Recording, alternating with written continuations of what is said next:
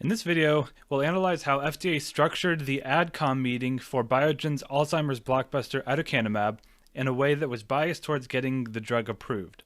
Aducanumab is a drug being developed by Biogen to treat Alzheimer's, and if approved, it would have been the first approved disease-modifying treatment for Alzheimer's and would have the lead position in a $100 billion plus market. But the data supporting the drug were mixed at best. To help them interpret this mixed data, FDA convened an advisory committee meeting, basically an expert panel to help them decide whether to approve the drug. Before the meeting, FDA published its review of aducanumab, and it was glowing, so the stock jumped. But the AdCom panel nearly unanimously panned the drug, and even accused FDA of performing a biased analysis. So let's look and listen at some of the quotes from the AdCom to see exactly what happened here. As a reminder, for these quotes, for some context, it refers to these three studies. So study 301 is the ENGAGE phase 3 study, which was negative. Study 302, the EMERGE phase 3 study, which had the same design as ENGAGE, but the results looked more positive. And then they refer to study 103, which is a phase 1b safety and tolerability study. So let's listen to some of the quotes from the AdCom panel. What I was struggling with is the notion that it was almost tacitly accepted that 302 represented truth and that 301 did not. That just seemed that we were being pushed in one direction, or there was a bias in that one direction. So that really sums up kind of how I perceive the presentations. Where it felt to me like the briefing materials really selectively identified lines of argument which would be supportive of 302, and then just sort of set aside a similar, greater number of lines of argument that detract from 302. You were not at all symmetric, and you certainly were not starting off with saying, could these results be explained by a null effect? And so the truth is probably somewhere in between about the way to do it, but there was just no question that all of this was just terrifically one-sided. I do think that having this discussion point is being foisted upon us and is artificial. So throughout the briefing materials, in many, many places, the emphasis is not on using 302 to understand why 301 was negative and raising the question that perhaps 302 is really a negative study too. It's all framed in one direction. So the overall attitude articulated by the panelists was that the FDA's review of this drug was biased in favor of approving this drug, aducanumab. So this is important because the FDA sets the discussion for the AdCom panel. They create a list of questions, with which there are two types: discussion questions and voting questions. And these questions that the FDA creates and asks to the panel determine what is discussed and what is not discussed in the meeting. The voting questions determine what specific items the panel can provide input on. And if the FDA doesn't ask about a topic, then the panel cannot discuss it. And if the FDA does discuss prompt a question, the panel has to discuss that question whether or not they think it is a fair or a valid question. So to a fairly large extent, the FDA controls the content and even the outcome of the meeting. So here are the voting questions. We'll focus on these because this is really what is sort of the most concrete manifestation of the panel's thoughts on the drug. And as you can see here, the votes that the panel ultimately went with were overwhelmingly against approving this drug. So we'll get into these voting results later, but first let's just look at the choice of the questions and the wording. So as we heard in those quotes earlier, the AdCom said that it almost seemed like the questions were designed to get a positive response, that the questions seemed artificial and that the discussion was foisted upon them, and that the line of argument selectively chose positive data points, especially study 302, and minimize negative data points, specifically study 301. So that's a little bit confusing unless you assume a cynical perspective, that FDA was just trying to push this drug through, and in that case, these questions actually make more sense. So if you view this through the admittedly cynical light, that the FDA is sort of even engineering the discussion to get a rubber stamp to approval, then these specific questions actually do make more sense for the FDA to ask. To be more specific, so FDA generally requires 2 large, well-controlled studies demonstrating that the drug is safe and effective in order to approve a drug. In some cases, however, it will allow one large, well-controlled study and then quote-unquote confirmatory evidence. So FDA provides definitions and guidance for interpreting these terms, but in general, this is evaluated on a case-by-case basis.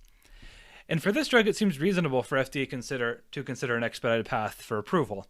Alzheimer's is a terrible disease, and there are no disease-modifying treatments for the drug. And because there isn't any precedent for approving Alzheimer's drugs using this sort of accelerated pathway of using just one well-designed study, it does make sense for the FDA to convene an AdCom to help them with this decision. So in that case, it would make a lot of sense for the FDA to ask the AdCom panel questions like, is it appropriate to consider approving this drug based on just one well-controlled study, given the unmet need? And is post hoc analysis of 301, can that be considered a confirmatory evidence? So getting the panel's help in interpreting these somewhat ambiguous terms, it seems like a very valid thing to do. But instead of asking the advisory panel whether it was appropriate to consider this type of regulatory pathway, it almost seems like FDA had decided that this pathway would be viable and that they would just use 302 as the one well-controlled study, they'd use 103 as confirmatory evidence, and then I guess they'd kind of ignore study 301. And then they designed the wording of the questions almost to get a rubber stamp on each of these points. So I'll just reiterate that this is a cynical perspective here, and it's deliberately ascribing sort of a negative motive to the FDA. I'm not saying that this was necessarily the case, but I think that given the comments that the AdCom had and the overall reaction of the medical community to this drug and the incentives at hand, it does make sense to kind of play devil's advocate here. So going back to how these specific questions could be designed to almost engineer approval using this accelerated pathway, imagine if they got a yes on these questions here. So this question number 2, which is the first voting question, this question here, and then this question number 8. So essentially, if they got a yes to, is 302 a positive study? Does 103 provide, supportive confirmatory evidence? And then in light of these data findings, is it reasonable to consider 302 as primary evidence of effectiveness? If they got yeses on those 3 questions, that would essentially provide the FDA cover for approving aducanumab based on one study, 302, and then confirmatory evidence. And as the panel said, these questions seem to selectively emphasize positive results, ignore negative results, and to have sort of an artificial construction. So it is a little bit suspicious here. But what about question 6?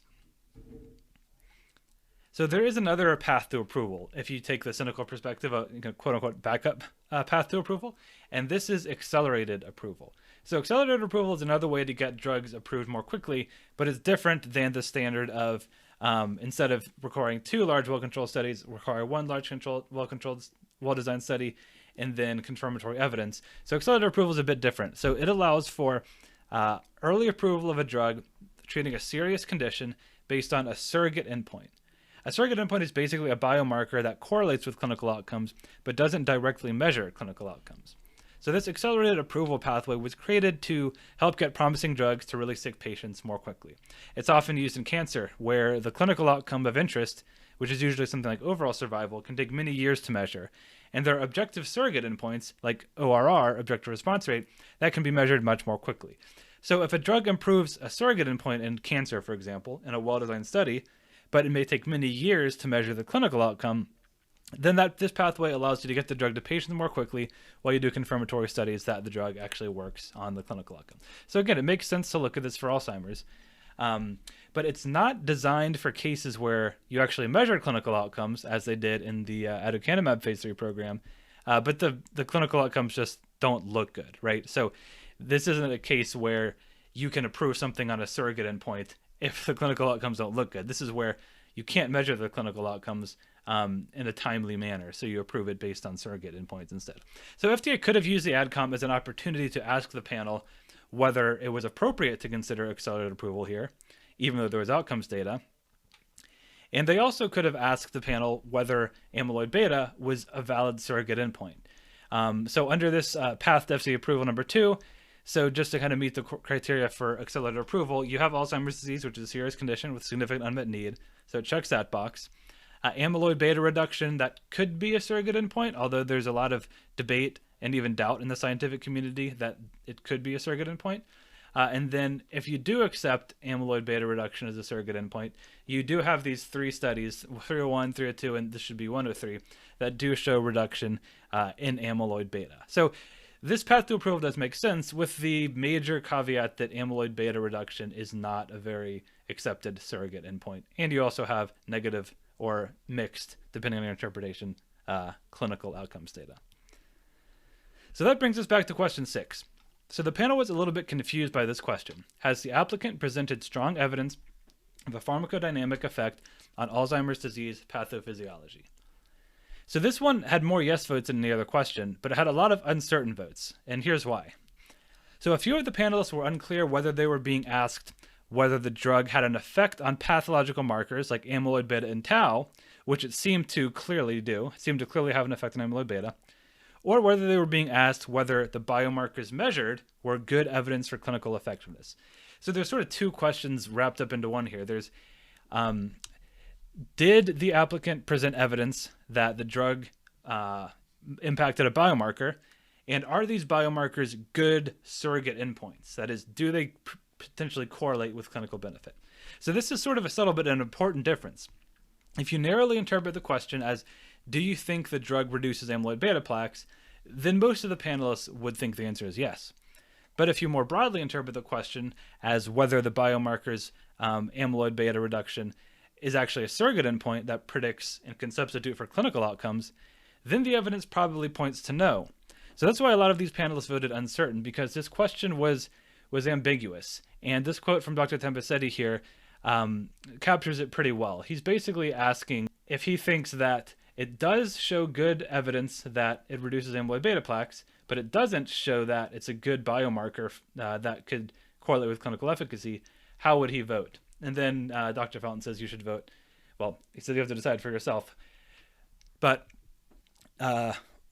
Dr. Dunn, the FDA rep, stepped in and he clarified that they're just asking about the effect on biomarkers, in which case you would vote yes. But he also says that FDA worked hard on these questions and spent a lot of time putting these together, as you would imagine. But why would they word it so weirdly? Why wouldn't they just ask the narrow question of whether there's strong evidence that the drug reduces amyloid beta plaques? And then maybe have another question asking whether reduction in amyloid beta plaques is a surrogate endpoint. And one of the reviewers actually mentioned this here, the point about amyloid beta and the question that they should have been asked but weren't asked, and said that one of the larger questions relevant to these observations is whether lowering brain amyloid beta is in fact the correct target. So if FDA is considering accelerated approval, that's probably the single biggest question to ask. And FDA explicitly did not ask that question.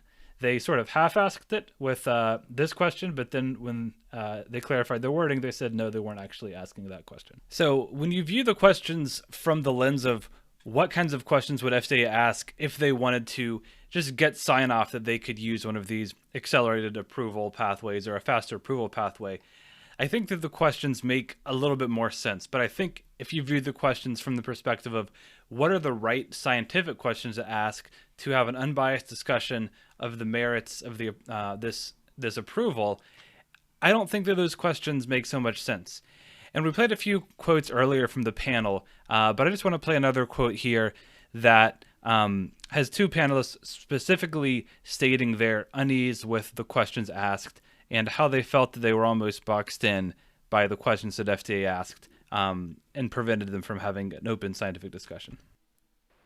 Well, I would then like to just register that I have not been super impressed with how the briefing book and presentations have gone from the FDA for this study.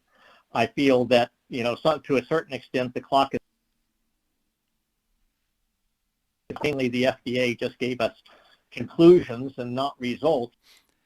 So he broke up a little bit there, but what he said was that, if I can just pull it up,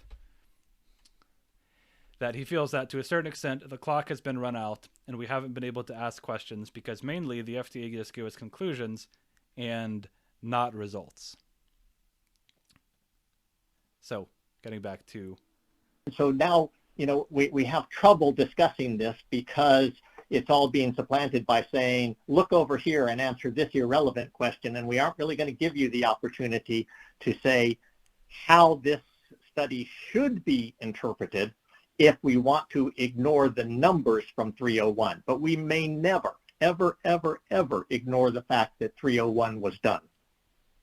Well, this is Caleb Alexander, and I agree with that This is another one of the panelists. assessment, and I very much would like to get into some details here about the totality of evidence and about the conclusions that the FDA seems to be reaching, and about the, as I said, the incongruous materials that have been provided and the dozens of questions that we really haven't had a chance to ask the FDA about. And in particular, I'd like to query the FDA about any number of concerns that their own statistical reviewer have identified, and that I have not yet heard either an adequate response from the sponsor, but more importantly from the FDA regarding their own interpretation of those reviews. So what these two members of the advisory panel are saying are that the FDA presented a briefing package that only looked at the data in a positive light. And then the questions that the panel was tasked with discussing were basically only discussing the positive attributes of this data set. That's obviously not the scientifically correct way of having this discussion. You need to take an unbiased view of all of the evidence. And these two members don't specifically say that they think the FDA has already reached a conclusion and are just trying to get their sign-off, which is, the cynical position that I had assumed in the prior part of this discussion of this video. But these panelists do express that the clock has been run out, right? That they hadn't had a chance to ask questions, that FDA has presented them with just conclusions, irrelevant questions, and incongruous materials. So another reviewer, Dr. Dunn, has a pretty interesting comment here along the lines of these panelists. So another thing these panelists mentioned was that the FDA ignored its own statistical reviewer. We'll get into that more later, but that's something that Dr. Duda here reiterates. So Dr. Duda, he basically says that, he understands where the company is coming from. They put a lot of money in this program. They had a negative result, and they were trying to find a way out of the unfortunate situation. Not sure exactly what he means by that, but, take it for what it's worth. He appreciates the collaboration between FDA and sponsors and wants to see more of it. Again, take that for what it's worth. And then he sort of gives them advice, the FDA advice, on how to do this better in the future. So he says, it was much more difficult to get to where FDA maybe thought that we would go today. So it almost sounds to me like he thinks FDA wanted the AdCom to go in a certain way, i.e. wanted them to vote yes on everything, which didn't happen. And the fact that the panel has these thoughts is a little bit concerning. Because FDA is not supposed to be expecting a positive result from this AdCom. They're supposed to be soliciting scientific input. So the elephant in the room for much of the panel discussion was that the FDA's statistical reviewer gave a pretty scathing negative review of the aducanumab development program in the FDA's review of aducanumab. But in the briefing book, FDA never even addressed that. They just stuck this statistical review in the appendix, and they didn't discuss it in the body of the document, and they didn't mention it in any of the questions or discussion questions. That's obviously a big issue, and we're going to discuss the statistical review in the next video. But to wrap up this video here, we're just going to discuss a little bit of back and forth around the FDA's response to these accusations of bias by the panel. So here's one of the FDA members who was present at the panel responding to all of these people on the panel saying that there was bias in FDA's briefing book and discussion. Can I just ask some of the folks who are commenting about how they feel about what we thought was clear on page 226? So this is Dr. Dunn, the director of FDA's neuroscience division. So this is Billy Dunn here, director of Office of Neuroscience. And he's telling us to refer to page 226 of the briefing materials, which we will go ahead and do here.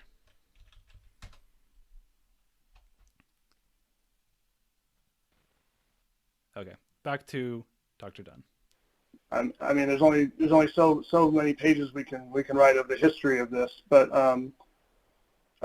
it's a short sentence, but I'm just kind of curious. Can you project it? This is Caleb Alexander. Would it be possible to project it if I don't know that I can find the materials easily? Well, I could just read it. Upon initial review, the one positive study, study 302, and the one negative study 301 were given equal weight and consideration. And I suspect if you ask the applicant to weigh in, I think they will relate to you probably the degree to which 301 was given credence for a very long time, and it was quite clear that either study could represent in the abstract truth. So it should go without saying that FDA views both study 302 and 301 with equal weight, and they don't favor one or another. And we can believe that FDA initially, and Biogen as well, viewed the negative study as the true one. I mean, Biogen did cancel their phase 3 program because of the futility analysis before they changed their mind and wanted to move forward with it. But if you originally take an unbiased perspective and then you change to a biased perspective, that doesn't make it okay. And there are certain things in the briefing document that do make it seem like FDA is taking a biased perspective. So Dr. Emerson here points out one such example. Page 226 had one of the lines that I felt was bad, was you start off in saying, if it's effective, then it follows that that's reflective of the two effect, and there's patients in study 301 who, based on certain characteristics, should show response. Okay, the flip side is, and I, again, didn't have time earlier, but I was going to ask for the analysis in which you added into study 302 the patients who weren't represented that were rapid progressors, perhaps owing to the drug itself. And you never did that analysis. So you were not at all symmetric, and you certainly were not starting off with saying, could these results be explained by a null effect? In which case you'd say, yeah, nothing was going on in 301, that's the truth. And in 302, why did we get aberrant results? And so the truth is probably somewhere in between about the way to do it, but there was just no question that all of this was just terrifically one-sided. And again, I'm highly critical of the fact that the FDA presentation today was so heavily weighted to just giving the same conclusions that the sponsor did, and that there was not presentation by the statistician who'd done a careful analysis and made many points that I was very glad to see that the committee read. So that was just one example that the panel identified of where in this briefing package the FDA seemed to demonstrate some bias. And there's another one here that I think is worth mentioning. So this is in the section of the briefing book, the briefing package, where they basically ask the question of, so we have this negative study and we have this positive study. What do we make of this? And generally, like, the whole premise of FDA's regulation of drug development is that the null hypothesis is that the drug doesn't work, that it's basically a placebo. And then you have to demonstrate in large, randomized, well-designed, randomized controlled studies that the drug works. And then you can reject the null hypothesis and you can accept that the drug's effective and approve it. The whole system doesn't really work if you assume the converse, that you start with the assumption that the drug works and then you have to generate data to disprove that. That's just not scientifically sound.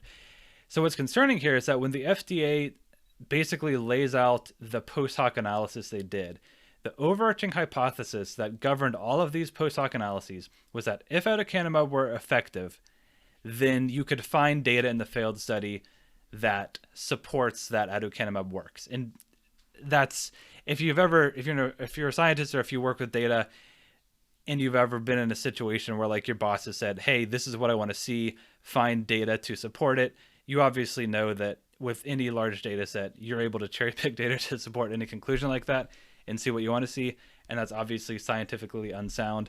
But basically, like, if you start from the position that aducanumab works, and then you go in and you do all these post hoc analyses to try to find some sort of cut of the data or some sort of subset of patients in a failed study for whom you can make an argument that the drug works, you're going to be able to find something. And that's why it's statistically unsound to do these post hoc analyses, especially if you're starting with this overarching hypothesis that aducanumab is effective. So you're not supposed to assume that the drug is effective. That violates, like, most of the principles of clinical development and biostatistics related to these things. You're supposed to assume the null hypothesis, and then you're also not supposed to do post hoc analyses. So reading this here, it's hard to take the perspective that FDA and Biogen were unbiased. It's pretty problematic. And we will go into the FDA statistical review where they get into a lot more detail on why this statistically doesn't make any sense. But I know this was kind of a long video, so I'm going to stop it here. And then the next video will be about the details of FDA statistical review. So hopefully this was interesting. Let me know if there's any questions in the comments, and we'll see you in the next video.